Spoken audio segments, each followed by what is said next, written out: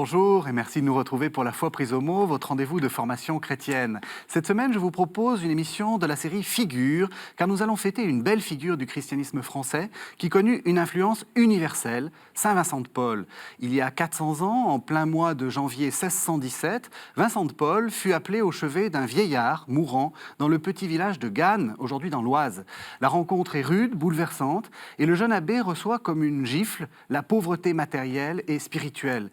Il ne va pas cesser, dès lors, à appeler à la mission en direction des plus pauvres. Alors, qui est Vincent de Paul et quelle fut sa vie? Que vivent aujourd'hui ceux qui se réclament encore de lui? Pour répondre à ces questions, deux invités. Marie-Joëlle Guillaume, bonjour. Bonjour. Vous êtes journaliste, vous êtes même éditorialiste à Famille chrétienne et vous êtes écrivain. Vous êtes l'auteur en particulier d'un Vincent de Paul, un saint, au grand siècle, qui a eu le Grand Prix catholique de littérature 2016. Voilà, donc félicitations. Merci. Et puis, bonjour, Père Bertrand Ponsard, vous êtes lazariste, donc oui, vous êtes un fils, si on peut dire, de Saint Vincent. Alors, on va commencer par vous, Marie-Joëlle Guillaume. Peut-être, j'ai envie de vous poser une question un peu personnelle. Pourquoi vous avez passé autant de temps et autant de pages, quand même, près de 500 pages, pour essayer de nous faire découvrir Vincent de Paul? C'est un saint qu'on croit connaître bien. Qu'est-ce qui manquait? Alors, moi aussi, je croyais bien le connaître. Et en fait, c'est par ma passion du XVIIe siècle.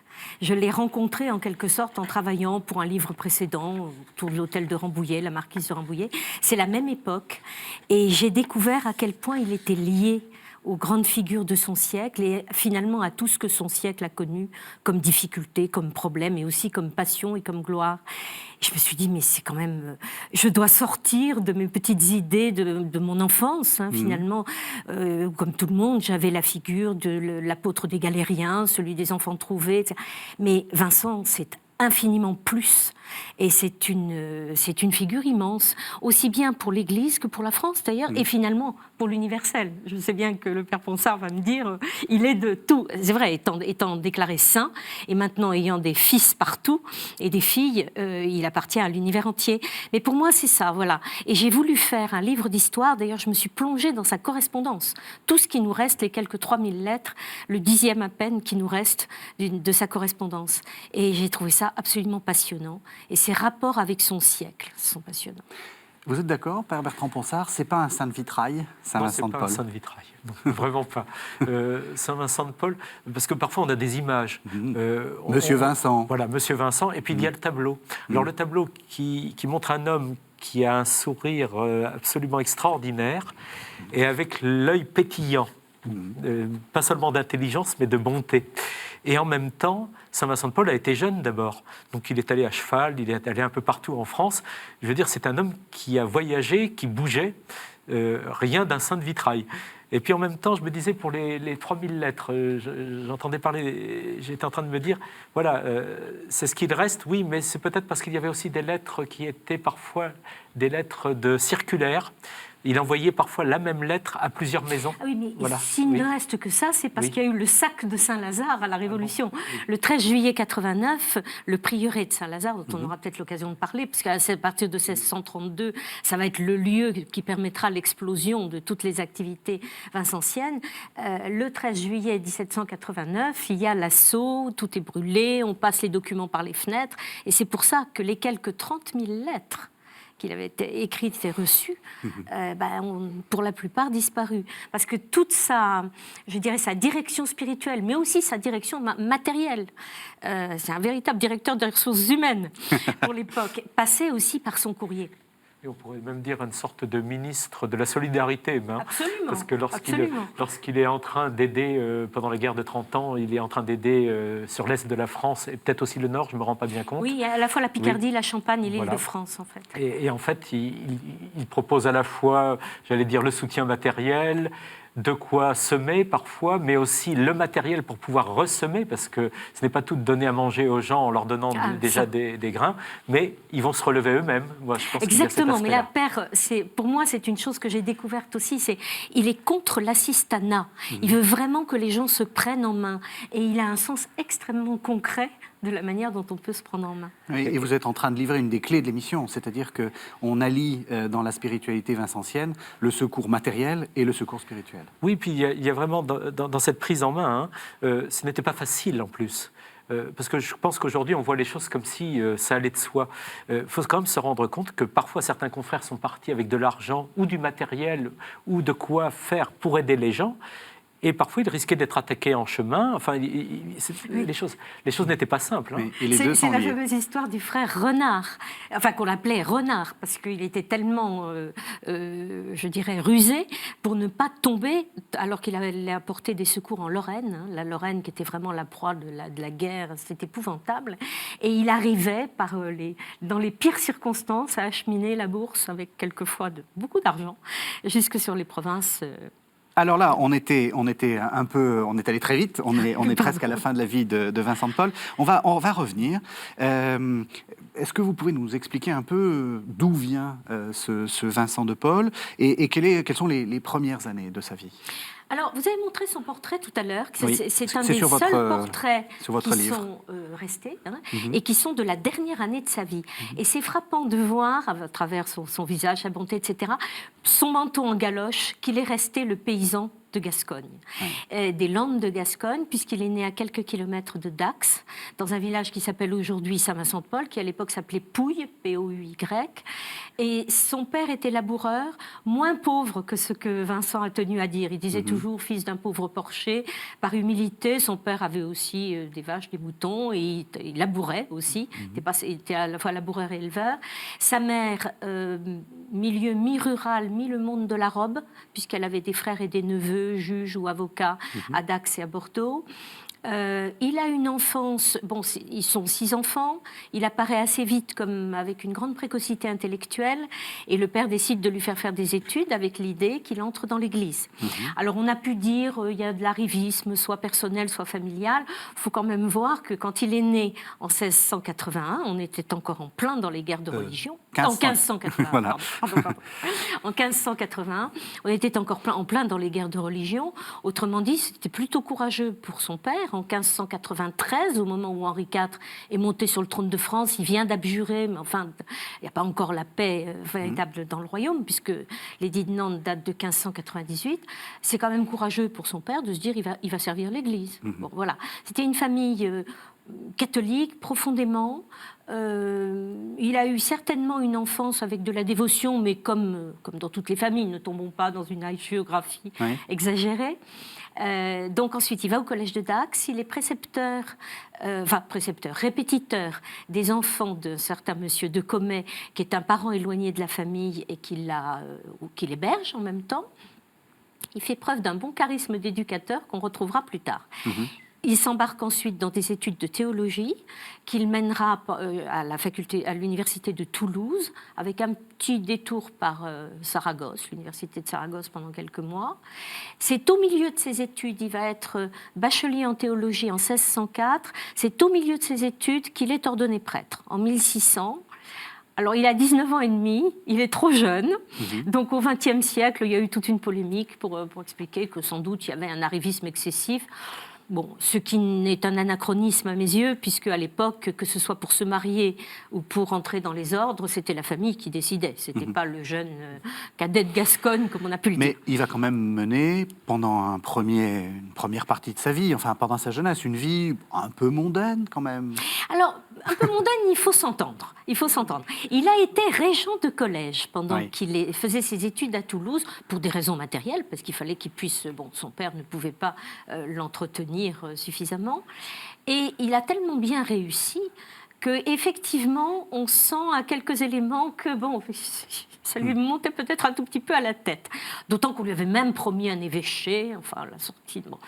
Mais ça a vite été battu en brèche, parce qu'il y a la fameuse affaire de la captivité en Barbarie. Berbérie, c'est la forme, la côte barbaresque. C'est-à-dire qu'en 1605, alors que depuis quelques mois, il a commencé à enseigner à l'université de Toulouse, en vue d'un doctorat d'ailleurs, là, au cours d'un voyage un peu rocambolesque sur lequel on ne s'attardera pas, il est pris par des pirates barbaresques et envoyé en captivité à Tunis. Alors cette captivité a été contestée au XXe siècle. Bon. Alors c'est un des, des centres d'intérêt de mon livre, non pas du tout que ce soit essentiel, mais ça m'a passionnée en tant qu'historienne d'aller vraiment creuser les choses et me rendre compte si c'était vrai ou pas. Parce que quand j'ai commencé l'étude de mon livre, on était dans le doute, on ne saura jamais. Voilà. Moi, je considère au bout des choses, et je crois l'avoir démontré, que oui, il est bien allé en Barbarie. C'est intéressant parce qu'on a l'idée d'un XVIIe siècle très cloisonné, très franco-français, etc. On voit que, c'est vrai que Vincent de Paul n'est pas un missionnaire, c'est-à-dire qu'il ne va pas faire le tour de l'Asie et des Amériques, mais il y a quand même très vite quelque chose de sortir, quoi. Je ne suis pas d'accord. Ah, c'est très bien. Je ne suis absolument pas d'accord quand vous dites qu'il n'est pas un missionnaire. Saint Vincent de Paul, au moment où il va mourir, avait un souhait qu'il a exprimé. Il désirait partir en Chine. Il dit que s'il avait pu, il serait parti en Chine. Et à mon avis, un homme comme lui a pu produire ce qu'il a produit justement parce qu'il était missionnaire dans l'âme. Il produit la congrégation de la mission, déjà, mais surtout, il va envoyer des confrères. Il va envoyer des confrères un peu partout. Vous savez, il y a eu, par exemple, l'Irlande, au moment de Cromwell. Il y aura d'ailleurs des martyrs. Il va envoyer des confrères du côté de la Pologne. Il va envoyer des confrères à Madagascar. Alors, bien sûr, les lieux où l'on envoie les gens, cela dépend bien sûr des possibilités. Pourquoi Madagascar? Parce qu'il y a, je pense, la Compagnie des Indes. Et dès qu'il n'y aura plus d'arrêt à Madagascar, les lazaristes n'iront plus à ce moment-là. Donc, il y a des possibilités en fonction des moyens, de la survie aussi des personnes, parce que je crois que la survie moyenne des confrères à Madagascar... oui, c'était terrible, et en même temps, vous parlez de la Chine, mais pour Madagascar, il avait dit à l'un des 2 premiers missionnaires qu'il a envoyés qu'il aurait tant aimé partir avec lui. Donc là, et il était plutôt jeune, puisque c'est 1648, premier départ pour Madagascar. Et en fait, moi j'ai toujours trouvé très très beau que Saint Vincent de Paul, qui pensait tant à la Chine au moment où il meurt, enfin avant de mourir tout au moins, eh bien il va y avoir un déploiement des lazaristes en Chine. Ils vont s'occuper à un moment donné du nord de la Chine, avec Pékin entre autres, se rendre compte qu'il va y avoir toute une extension des lazaristes dans ce pays. Actuellement, il y a quand même une province de Taïwan et des confrères qui vont en Chine. Bon, ben voilà, vous avez une possibilité, vous voyez, parmi d'autres, de voir à quel point cette ouverture universelle et missionnaire.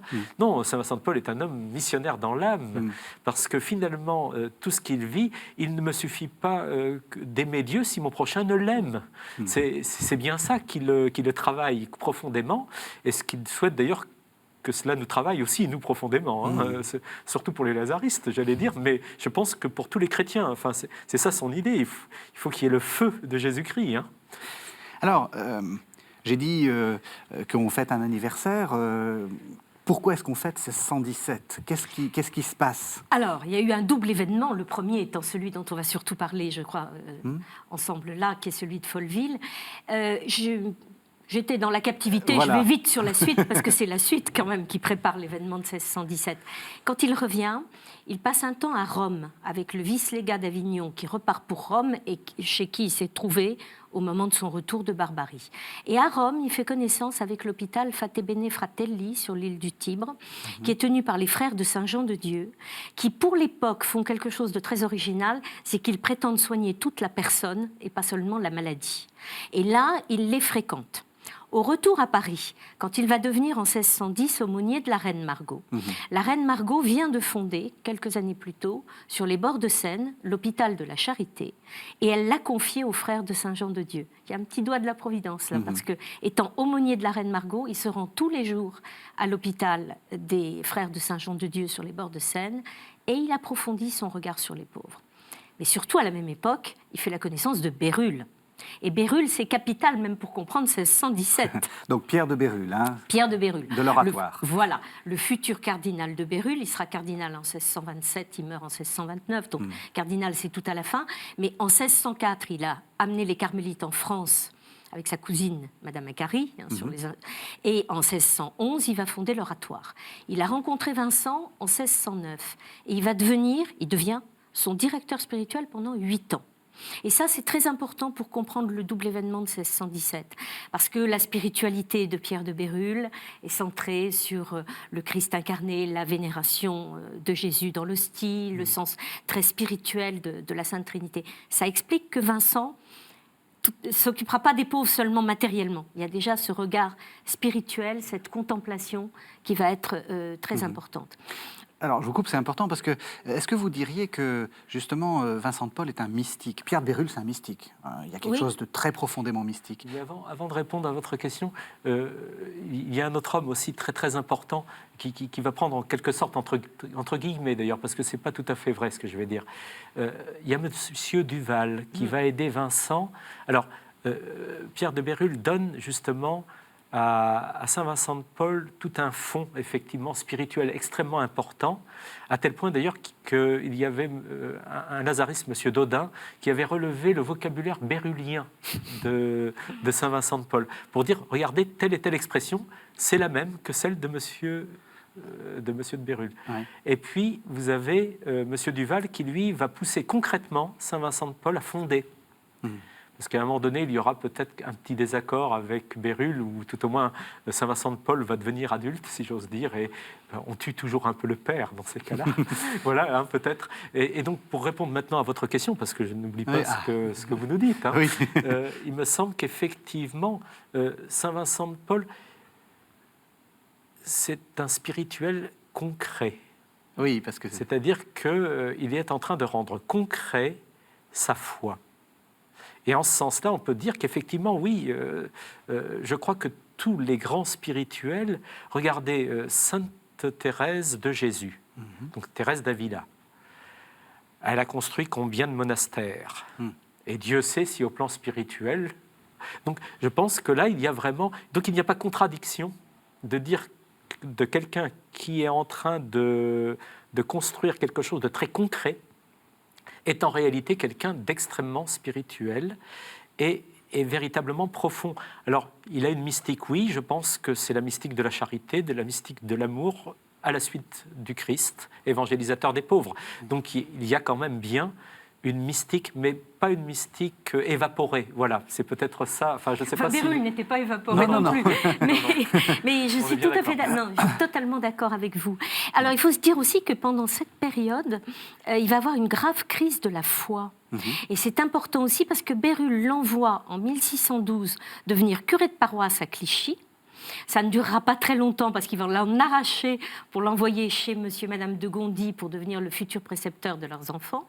Mais tout ça alors qu'il a eu quand même des atteintes de cette crise de la foi. Et cette crise de la foi très profonde pour laquelle il a écrit le credo pour pouvoir le mettre sur son cœur. Et au moment le plus fort de la tentation, il a convenu avec le Seigneur qu'il mettait la main sur son cœur pour dire qu'il croyait tout ce que croyait l'Église. Bon, ben, cette tentation, il ne la surmontera totalement et définitivement qu'après avoir promis au Seigneur qu'il va donner sa vie aux pauvres dans lesquels il voit le visage du Christ, pour servir totalement notre Seigneur dans les pauvres. Et ça va être la fin de sa tentation. Alors, entre-temps, donc, il y a eu la paroisse de Clichy où l'enchantement est réciproque. Ses paroissiens le laisseront partir avec beaucoup de peine, mais lui, il les a beaucoup aimés. Des années plus tard, il en parle encore avec enthousiasme. Et puis, il y a tout de même donc l'arrivée chez les Gondi, qui est très importante parce que 1617, ce qui se passe avec le paysan de Gannes, c'est au cours d'une visite de charité avec Madame de Gondi sur ses terres, puisque les Gondi avaient une énorme fortune, et notamment foncière. Ils avaient beaucoup de terres en Île-de-France et en Picardie.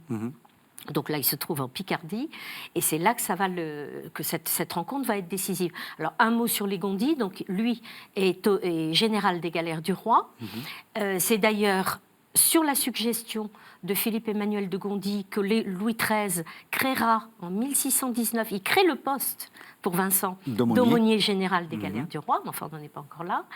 Et son épouse, Françoise Marguerite, est une femme un petit peu exagérément scrupuleuse. Les historiens modernes ne l'aiment pas beaucoup. Moi, je l'aime bien. Ouais. Je trouve Vincent n'aurait pas été Vincent sans l'aide des Gondi et sans l'enthousiasme de Madame de Gondi. Et sans l'aide des femmes. Ça, c'est quelque chose de très important. Ah oui. Enfin, je titille peut-être votre féminisme, mais avec cette idée qu'on imagine un XVIIe siècle quand même très masculin, très dominé par les hommes. On voit là l'importance des femmes. Ah, l'importance des femmes est énorme. Et Vincent leur a effectivement, dès l'origine, donné un rôle très important. Alors ça, je le montre un peu dans mon livre, parce que ça m'a passionnée.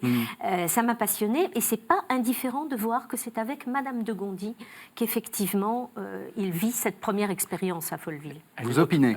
Oui, oui, pour les lazaristes, elle est notre fondatrice, à tous les sens du terme, si j'ose dire. C'est elle qui, en 1617, donne l'ordre, si j'ai bien compris, c'est un ordre un peu qu'elle lui donne, d'aller faire la mission le lendemain, le lendemain ou oui, dans on les va parler jours du qui suivent. sermon. Voilà, oui. Après le sermon de Folleville, elle lui donne l'ordre de faire cette mission, de prêcher sur la conversion et sur la confession générale. Et il va le faire. Mais aussi, c'est elle qui nous fonde au sens strict du terme, puisqu'elle donne les fonds. En 1625, un petit peu avant de mourir, ça doit être le mois d'avril 1625, elle donne 45 000 livres annuels pour la congrégation de la mission. Donc, elle est fondatrice au sens propre du terme. Mais vous voyez, ce que vous disiez tout à l'heure à propos de la foi de Saint-Vincent, qui a connu cette crise de la foi. Alors moi, ce qui m'a toujours marqué, si j'ai bien compris, on a trouvé l'étui avec le credo à la mort de Saint-Vincent sur lui, toujours. Et pour moi, ça m'a toujours dit quelque chose. Je ne dis pas qu'il était encore dans la crise, mais il a quand même gardé l'étui sur lui. Et je pense que le XVIIe siècle est quand même un siècle où l'angoisse est présente. Bon, ça serait trop long à développer, mais en tout cas, ça aide Saint-Vincent à s'occuper de gens qui sont eux-mêmes dans l'angoisse. Quand on est soi-même dans l'angoisse, on comprend mieux l'angoisse des autres. En tout cas, c'est l'impression que j'ai. Moi, si je suis rentré dans la congrégation, c'est parce que j'ai trouvé chez lui cet apaisement. Et en tout cas, je peux vous dire que lui, il va s'occuper d'abord donc de Madame de Gondi, et au moment où elle meurt, le relais est déjà commencé avec une certaine Louise Legras, mais qui est née Louise de Marillac. Voilà, donc il va arriver à obtenir d'autres personnes, mais un relais féminin d'ailleurs. Voilà. Tout à l'heure, on parlait des femmes, mais oui, mais il y a aussi, pour la visitation, il sera le premier directeur de la visitation, Sainte Jeanne-Françoise, qui est une femme importante, même pour Saint-Vincent, j'allais dire. Vous voyez, il y a des liens comme ça qu'il faut faire, je pense, en permanence. Il a un lien à la féminité qui est remarquable parce qu'il y a une fécondité dans les rapports, moi je trouve. Oui, et puis il sera amené au fil du temps à donner aux femmes, dans le cadre en particulier des Dames de la Charité, qui sont fondées en 1633-34, il va leur donner... Non, pardon, ce sont les filles de la Charité qui sont fondées en 1933. Mais les Dames de la Charité, c'est dès Châtillon-les-Dombes, la même année 1617. La différence entre les deux, très rapidement. Alors, les Dames de la Charité sont des dames de la noblesse ou de la haute magistrature, qui ont une certaine surface sociale, comme on dirait aujourd'hui, et à qui ils délèguent des responsabilités d'organisation, de gestion, et puis surtout, qui, dans les confréries de la Charité, vont s'organiser pour porter des secours aux malades. Les filles de la Charité sont, dès le départ, de modestes filles de la campagne, qui, par leur milieu social, se trouvent, je dirais, en symbiose immédiate avec les plus pauvres, qui au départ se mettent en quelque sorte au service des Dames de la Charité pour faire les tâches les plus humbles, et qui, en fait, vont prendre après leur propre essor et leur propre envol, puisque Vincent et Louise les enverront dans des hôpitaux, etc. Oui, parce que là, il faut être précis. Les 400 ans, bien sûr, on parle des 400 ans du charisme vincentien, parce qu'il y a eu la mise en place, finalement, après ce point de départ de 1617, est née finalement toute une famille spirituelle vincentienne, mais qui est très multiple.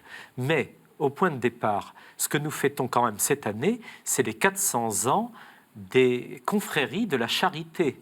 C'est-à-dire qu'au mois d'août 1617, Saint-Vincent de Paul, qui a évolué après Folleville, s'est un peu sauvé quand même, grâce à Bérulle, qui lui trouve une paroisse à Châtillon-des-Dombes, qui est devenue actuellement Châtillon-sur-Chalaronne, tout près d'Ars, vous savez, à 10 km de là où il y a eu le curé d'Ars après au XIXe siècle. Pour moi, il n'y a jamais de hasard. Mais toujours est-il que il crée, comment va-t-il les créer? Un dimanche, on lui annonce qu'il y a toute une famille malade, il parle au prône, donc l'après-midi, il n'y avait pas la télévision à l'époque, donc C'est une sorte beaucoup de monde y sermon. vient, il fait un grand sermon, et puis les gens se bougent, ils vont avec des provisions, parce qu'il n'y a pas la sécurité sociale à l'époque. Une famille entièrement malade, c'est une famille qui va mourir si on ne lui donne pas de quoi. Et il se rend compte qu'il y a plein de gens qui y sont allés, mais surtout des femmes. Et il trouve des femmes qui ont envie de faire quelque chose. Vous savez, moi, je le dis franchement, j'ai travaillé souvent, donc et très longtemps, avec des filles de la charité, donc dans un milieu féminin. Les femmes veulent bien mieux que les hommes. C'est-à-dire qu'elles vont direct. Si, Vous êtes un vrai veulent. fils de Saint-Vincent. Hein, Voilà. c'est ce qu'il disait. Oui, oui. Il disait que pour l'administration, pour tout, leur fidélité, leur exactitude, leur rigueur n'avaient pas leur pareil. Tout à fait. Et quand un groupe féminin veut quelque chose, je pense qu'il n'y a pas grand-chose pour résister en réalité. L'homme, il faut le pousser un peu, il faut le tirer, le pousser. Les femmes, une fois qu'elles ont décidé de faire quelque chose, je généralise peut-être un peu trop, bien sûr, parce que il n'y a pas les femmes en général, ça chaque n'existe femme, pas. bien sûr, mais en même temps, moi je suis assez enthousiaste sur le côté féminin de la branche vincencienne, si j'ose dire, parce que c'est elles qui nous tirent, qui nous conduisent, qui nous poussent un peu. J'ai un très bon exemple là-dessus. C'est la fondation de la confrérie de la Charité de l'Hôtel-Dieu de Paris. C'est entre 1633 et 1634. C'est Madame Gousseau, la veuve d'un président de la Cour des comptes, je crois, si mes souvenirs sont bons, qui veut absolument qu'il y ait une confrérie à cet endroit-là. Vincent hésite. Il prend conseil de la Providence. Je voudrais revenir sur sa confiance en la Providence. On reviendra après. Voilà. Et il se rend compte que finalement, oui, il faut, mais il ne se rend pas compte tout de suite. Il faut que Madame Gousseau aille voir l'archevêque de Paris, c'est un Gondi, arrive à le convaincre qu'il le faut, parce qu'il y avait déjà la Compagnie du Saint-Sacrement, il y avait déjà d'autres personnes, et Vincent ne voulait pas faire double emploi avec d'autres. C'est le service si on en a besoin. Et elle est tellement obstinée, elle sait tellement ce qu'elle veut, qu'elle l'obtient. Alors, on va arriver à Folleville, mais avant, je vous propose qu'on fasse une pause en écoutant Saint Vincent de Paul. C'est une conférence qu'il fait aux prêtres de la mission, c'est la 207e conférence, et ça dit bien un peu tout ce que vous avez déjà résumé. On écoute donc la voix de Saint Vincent de Paul. Eh bien, s'il est vrai que nous sommes appelés à porter au loin et à proximité l'amour de Dieu, que nous devons en enflammer les nations, si notre vocation est d'aller répandre ce feu divin dans le monde entier, s'il en est ainsi, dis-je, s'il en est vraiment ainsi, mes frères, combien me faut-il moi-même brûler de ce feu divin ? Comment donner la charité aux autres si nous ne l'avons pas entre nous ? Observons si nous l'avons non pas en général, mais si chacun l'a en soi, s'il a la mesure nécessaire, parce que si elle n'est brûlante en nous, si nous ne nous aimons pas les uns les autres comme Jésus-Christ nous a aimés, et si nous n'accomplissons pas d'actes semblables aux siens, comment pourrions-nous espérer diffuser un tel amour sur toute la terre ? Il n'est pas possible de donner ce que l'on n'a pas. Voilà, alors c'est un texte absolument magnifique. Est-ce que c'est ça qu'il va dire à Folleville ? Alors c'est pas ça, c'est pas le texte même, puisque je l'ai dit, c'est une conférence qu'il fait bien après. Mais est-ce que c'est ça le cœur du message ? Alors, on ne sait pas d'abord très précisément ce qu'il a dit à Folleville, puisque le sermon a disparu. Il confesse le vieillard, qui, je rappelle, était considéré comme un homme de bien et en fait avait toujours menti en confession, qui se sent donc délivré par ce moment-là.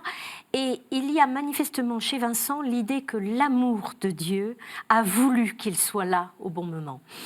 À la suggestion, et même elle le force un peu presque, c'est vrai, de Madame de Gondi, il fait ce fameux sermon de Folleville le 25 janvier, jour de la conversion de Saint Paul, terrassé par l'amour.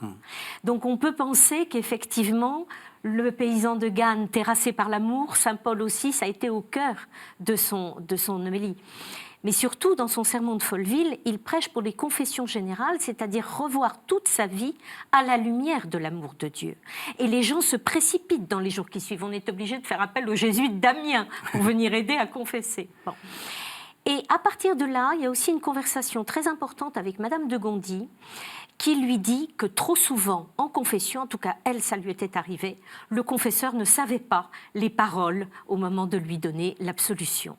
Vincent fait l'expérience lui-même, se rend compte que c'est vrai, et c'est d'où le double mouvement qui s'ensuit à la suite du sermon de Folleville, c'est d'une part, il faut absolument aller évangéliser les campagnes, et ensuite, il faut former des prêtres qui puissent prendre en charge cette évangélisation-là. Ce sont les deux plateaux de la balance. J'espère que je suis... Est-ce que vous êtes d'accord? Oui, Est-ce que c'est bien ça sûr. encore actuellement? Ça reste, oui, Oui. oui. Il y a plusieurs aspects. Avec la conversion de Saint Paul, Oui. c'est quand même l'apôtre des nations. Oui. Donc il y a cet aspect missionnaire. Je pense qu'à partir du moment où, même si à Folleville, il n'a peut-être pas encore l'idée, j'allais dire, c'est peut-être un peu tôt, mais il y a tout en germe. Et je pense que ce n'est pas par hasard s'il parle de ce sermon de Folleville lui-même, parce qu'il le prend comme un anniversaire. Hein, il en parle et on a le texte où il explique, où on a les textes d'ailleurs, parce qu'il en parle plusieurs fois. Et donc, finalement, on peut se rendre compte que là, il y a une continuité de la mission. Donc, et la mission va prendre différentes formes. Et en même temps, effectivement, ensuite, il y a la formation du clergé. Alors, il va y avoir cette chose extraordinaire. Saint Vincent de Paul est un homme qui sait gérer les choses. Donc, qu'est-ce qu'il va faire? Eh bien, il va réussir à faire en sorte que les séminaires, quand on va les mettre en place, fonctionnent réellement. Alors comment? Tout simplement en ayant les moyens. Il fait donc en sorte qu'il y ait à chaque fois le financement des séminaires. Parce que jusque-là, il y avait eu des tentatives, et parfois certaines tentatives ont été assez difficiles. Même lui, il va avoir des difficultés. Au début, il ne faut pas croire. Lorsqu'il veut mettre en place le séminaire à Annecy, par exemple, ça va durer 2 ans ou 3 ans, et puis je crois qu'ensuite, ça s'arrête. Et c'est la même époque, vous avez Saint-Sulpice qui se met en place aussi, les séminaires de Saint-Sulpice. Alors, il y a un tout Jean-Jacques premier... Ollier étant Voilà. un peu un élève de Vincent. Voilà. Il a été... Et au moment où il essaye un premier séminaire à Chartres, qui ne va durer que 3 mois, je crois, ou quelque chose comme ça. Alors là, je peux me tromper dans les chiffres, excusez-moi, je ne les ai pas comme ça. Et ça s'entrecroise avec la mise en place ensuite d'un séminaire qui, lui, va durer sur Paris. Donc, il y a cette, voyez, cette recherche pour correspondre à ce que demande le Concile de Trente. Il y aura un séminaire qui prendra le nom de Saint-Charles, donc Saint-Charles Borromée, Oui, l'inventeur finalement de à tout ça. Saint-Lazare, à Paris. Dans l'enclos de Saint-Lazare, il y a un bâtiment qui s'appelle Saint-Charles. Oui, alors pour bien marquer la succession, si vous voulez, la congrégation de la mission va être fondée en 1625. Mais dès Folleville, dès 1617, il y a des missions qui se multiplient. À la fin de chaque mission, l'érection d'une confrérie de la charité, Oui. avec les dames de la charité.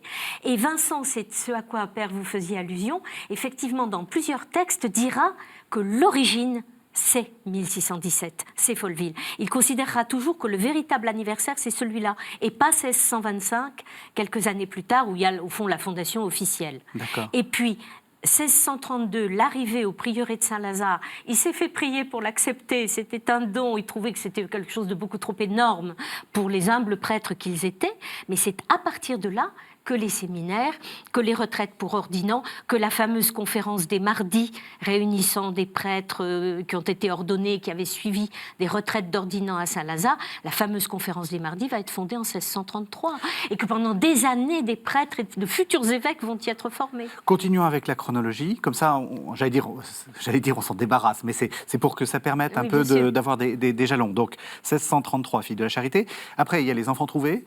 1638. 1638.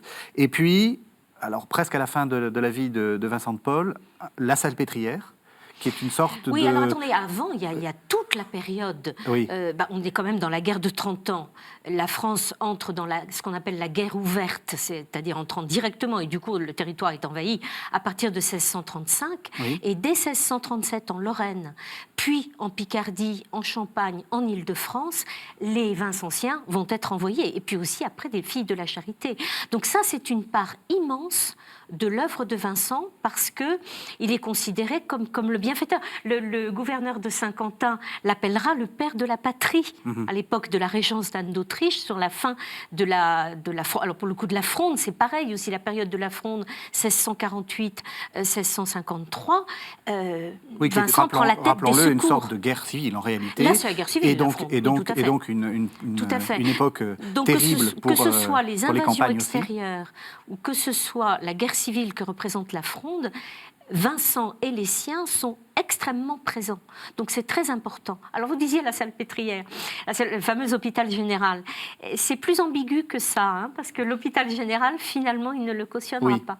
Oui, c'était là où je voulais arriver. Voilà. Et c'est très intéressant, justement, parce que...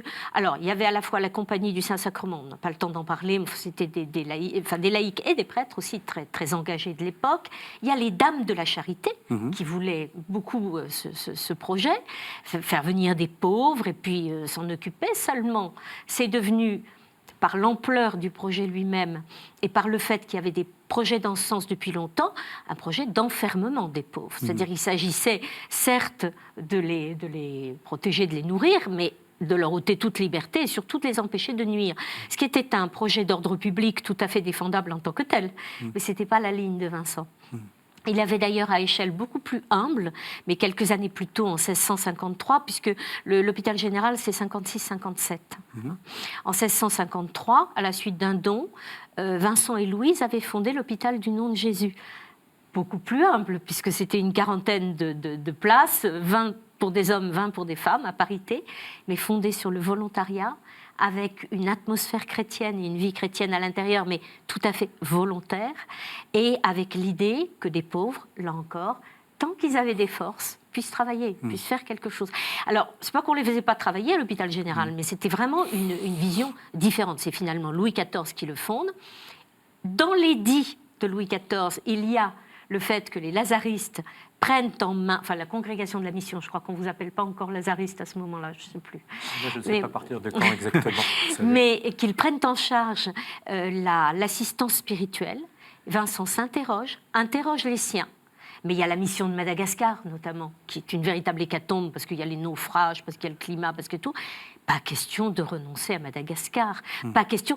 Et pour un projet qui, finalement, serait l'enfermement des pauvres, non. Il hésite beaucoup, mais finalement, non. Alors, il y aura quand même des filles de la charité qui iront y travailler. Il y aura des prêtres de la conférence des mardis. Il ne laisse pas tomber l'œuvre, si vous voulez. Mais ce n'est pas la sienne. Je voudrais rebondir sur une date qu'on n'a pas donnée, peut-être. Je pense que 1634 pour Alger. La présence à Alger pour, vous savez, pour donc les... C'est 10 ans plus tard. Hein. C'est 40, en fait, c'est dans 40. Les années 40. Alger. Excusez-moi. Non. Mais c'est pas grave. Mais justement, parce que pourquoi c'est important à Alger? Parce que c'est l'extérieur, là aussi. Et puis, c'est le rachat de chrétiens qui sont donc prisonniers en pays dit barbaresque, avec le lazariste est souvent, à ce moment-là, consul de France, et a pour but, comme mission, de racheter des chrétiens et de les faire libérer. Voilà. De tous ces projets, qu'est-ce que, qu'est-ce qui est le lien entre tout ça et en quoi vous y reconnaissez encore? Bien, ce qui vient d'être dit, moi, je pense que c'est très profond. Oui.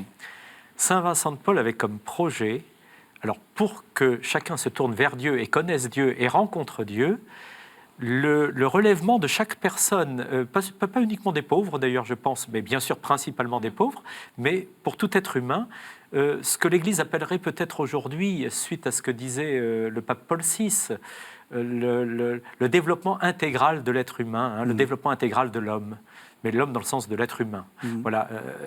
Je crois que là, il y a quelque chose de profondément contemporain, d'ailleurs, et qui est de tout temps, d'ailleurs, pas seulement d'hier, ni d'aujourd'hui, mais aussi pour demain et après-demain. Mais en même temps, je crois que ça, c'est extrêmement important de prendre en considération toute la personne humaine. Et là-dessus, notre congrégation, mais pas seulement, les filles de la charité, les équipes Saint-Vincent, Association internationale des charités France, c'est le nouveau nom des Dames de la Charité, excusez-moi, je cherchais le terme, des confréries de la charité, eh bien, ont ce même but en fait. À travers le relèvement de la personne qui participe à son propre relèvement et qui participe au relèvement des autres, eh bien, il y a ce développement intégral qui est recherché. Tout l'épanouissement de l'être, ce qui veut dire aussi qu'on n'agit pas seulement par rapport à quelqu'un qui est pauvre, mais à tout l'environnement. C'est la prise en compte de l'école, des moyens, comment va-t-on vivre, les récoltes, l'industrie, tout. Enfin, tout est lié. L'économie, par exemple, on va soutenir, vous voyez, au plan de l'état d'esprit, la famille vincentienne va soutenir tout ce qui correspond à des projets qui peuvent soutenir, par exemple, le microcrédit, des choses comme ça. Ça fait partie, vous voyez, ça devient très concret à ce moment-là, le développement des personnes. Et justement, comment est-ce qu'on Et le spirituel avec. Comment est-ce qu'on forme? Parce qu'en fait, un bon lazariste, une bonne fille de la charité, ça doit être quelqu'un qui doit être spirituellement fort, mais en même temps, si je vous suis bien, une bonne agricultrice, un bon gestionnaire, non? Non, c'est quelqu'un qui doit plutôt savoir travailler avec tout le monde. Et qui n'est pas là, j'allais dire, pour diriger en disant il faut faire ceci, il faut faire cela. Non, j'allais dire pour être ensemble avec des personnes qui sont prêtes à faire quelque chose. C'est comme ça que travaillait Saint Vincent. Il était prêt, alors lui il était organisateur en plus, donc il savait organiser. Alors nous on a peut-être parfois à organiser, mais on n'a pas forcément la même caractéristique que Saint Vincent lui-même, qui est hors pair, ou hors de pair, je ne sais pas comment il faut le dire, mais vous voyez, prendre conscience que non, nous on est là pour participer et essayer de faire en sorte que justement il y ait la rencontre de, j'allais dire, laïcs, religieux, religieuse, peu importe, vous voyez, il faut qu'il y ait cet ensemble. Je pense que ça doit être ça l'état d'esprit. Enfin, moi, je vous parle à titre personnel, bien sûr. Oui, non, mais en même temps, je pense qu'il y a ce côté. Ouais. Oui, puis quand vous dites qu'il faut être à la fois bonne agricultrice et tout ça, il y avait un art chez Vincent de discerner les talents et de faire agir les gens selon ce qu'ils étaient, comme ils étaient, en ne prenant pas leur place. Il faisait de la subsidiarité avant la lettre, si vous voulez. Et ça, c'est très important, parce qu'au fond, du coup, la palette était très large, puisqu'il était capable de voir un peu tous. Et puis, je voulais réagir, quand vous disiez l'intégralité de la personne, c'est vrai aussi qu'à la fois, il s'est voulu la voix des sans-pouvoirs, si vous voulez. Et en même temps, il était capable auprès des grands du royaume, avec la simplicité la plus totale, de regarder leur âme, avant de regarder ce qu'on appelait au XVIIe siècle les grandeurs d'établissement, dont nous parle Pascal. Mais c'est vrai que ça, c'est très intéressant parce que on l'a vu au cours du XXe siècle, les théologies des pauvres étaient destinées aux pauvres et souvent s'opposaient aux grands. C'est pas du tout l'idée de Saint Vincent. Le lien social, le vivre ensemble, comme on dirait aujourd'hui, c'est exactement ça. Le vivre ensemble, au contraire, on lie les gens pour que vous l'avez dit tout à l'heure, toutes les potentialités, les capacités des personnes doivent se développer le plus possible. Et c'est ça l'idée. L'être humain a besoin de relations, et il faut que ces relations puissent se développer, quel que soit le niveau social, le niveau d'éducation, et au contraire, aider à ce que ce niveau se développe le plus possible. Et en même temps aussi, au plan spirituel, et ça, je pense que c'est peut-être un élément fondamental, mais vraiment plus que fondamental. Vous savez, on nous associe souvent à l'école française, ce qui est vrai par bien des aspects. Bérulle. Et en même temps, nous ne sommes pas tout à fait de l'école française. Nous sommes de spiritualité baptismale. Alors pourquoi? Parce que Saint Vincent de Paul, d'abord, va mettre en œuvre les dames, donc des laïcs. Donc c'est le baptême qui est le socle. Puis, quand il va construire la congrégation de la mission, des prêtres, des frères. Et attention, pas des frères, pas des convers. Pas des convers. Oui. Il y a des frères qui sont professeurs de Sorbonne. Et aujourd'hui encore, dans notre congrégation, les frères ont une grande importance. Ce sont des gens qui tiennent des services, des vrais services, et qui ont des capacités. Je veux dire, c'est pas parce que... Voilà. Et donc, bien se rendre compte que lorsque Saint Vincent de Paul s'adresse à ses confrères, qu'est-ce qu'il nous dit? Il ne s'adresse pas seulement aux prêtres, il s'adresse aux frères et aux prêtres. Et donc, sur quoi base-t-il la spiritualité? Il ne va pas la poser sur le sacerdoce, puisqu'il y a des frères. Il va la poser sur le baptême. Et les filles de la charité, n'en parlons pas. Elles ne sont pas religieuses, pas plus que nous d'ailleurs. Les pères, nous ne sommes pas des religieux. Nous sommes des prêtres qui avons des règles et qui faisons des vœux privés. Avec nos frères, nous avons les mêmes vœux privés. Oui. Et donc... Mais cependant, nous ne sommes pas religieux au sens plus strict du terme. Les filles de la charité, c'est pareil. Elles ne sont pas religieuses. Oui. Sur quoi va-t-on baser ce qu'elles font? Sur le baptême. Et au moment de Vatican II, le Vatican II pose ce que doit être le socle pour tout chrétien, bien entendu, sur le baptême. C'est ça le socle de tout chrétien.